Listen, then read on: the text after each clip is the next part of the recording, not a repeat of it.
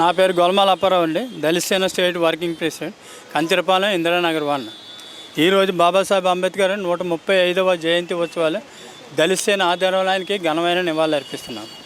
Doctor Babasaheb Ambedkar 1891 April 14 మధ్యప్రదేశ్లో మావా అనే గ్రామంలో ఆయన జన్మించారు. ఆయన రామ్జీ మలోజా సక్వాల్ భీమాబాయి దంపతుల చివరి సంతానంగా 14వ బిడ్డగా జన్మించారు. బాబాసాహెబ్ అంబేద్కర్ ప్రముఖ భారతీయ న్యాయవాది, ఆర్థిక శాస్త్రవేత్త, రాజకీయ నేత, సంఘ సంస్కర్త. ఇతను అంటరానితనం, కుల నిర్మూలన కోసం ఎంతో పోరాటం చేశాడు. డాక్టర్ బాబాసాహెబ్ అంబేద్కర్ 1891 ఏప్రిల్ 14 మధ్యప్రదేశ్లో మావా అనే గ్రామంలో ఆయన జన్మించారు.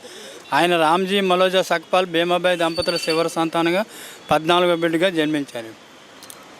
స్వతంత్ర భారతదేశం మొట్టమొదటి కేంద్ర న్యాయశాఖ మంత్రిగా, రాజ్యాంగ శిల్పి. ఇతను కొలంబియా విశ్వవిద్యాలయం నుండి PhD, లండన్ విశ్వవిద్యాలయం నుండి DS అనే డాక్టరేట్ పట్టా పొంది చాలా అరుదైన గౌరవాన్ని సంపాదించాడు. న్యాయ, సామాజిక, ఆర్థిక శాస్త్రాల్లో పరిశోధనలు చేశాడు.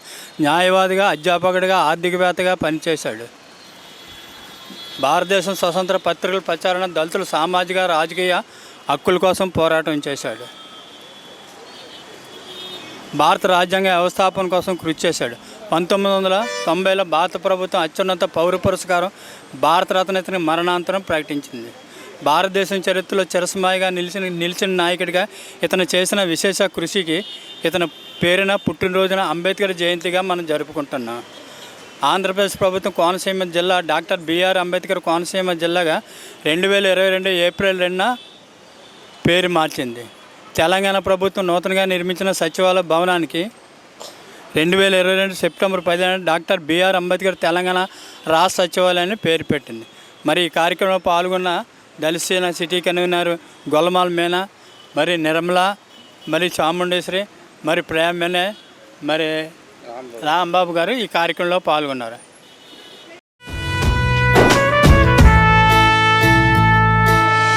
ఏమైపోయే వాళ్ళమో అంబేద్కర్ లేకుంటే, ఏ చీకటి మింగునో తను వెలుగై రాకుంటే, తరాలు మన స్థితి గతులు మారక తల్లడిల్లు కథ సకల జనం, బతుకు అగ్రకుల విషకౌగిటబడి నలిగిపోవు కథ నేటి దినం. ఏమైపోయే వాళ్ళమో అంబేద్కర్ లేకుంటే, ఏ చీకటి మింగునో తను వెలుగై రాకుంటే.